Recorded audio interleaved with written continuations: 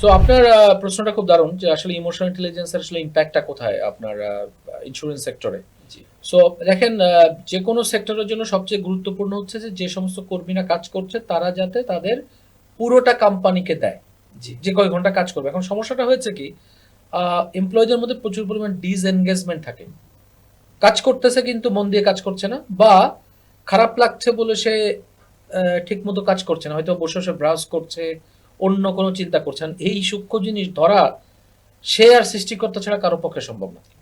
So এখন emotional intelligence একটা বড় কাজ হচ্ছে একটা মানুষকে 100% প্রোডাক্টিভ রাখার চেষ্টা করা।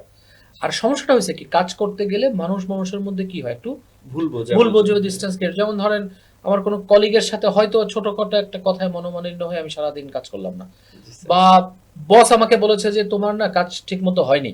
জি, আমি ধরে নিলাম যে আমি থ্রেটেন ফিল করি, আমার চাকরি চলে যেতে পারে, বস মনে হয় আমাকে পছন্দ করে না, বসকে মনে হয় আমার নামে কেউ লাগাইছে। এই যে দেখেন, এই চিন্তা ভাবনা থেকে ওর কিন্তু কাজের প্রোডাক্টিভিটি নষ্ট হয়ে যায়, মনোযোগটা চলে যায়।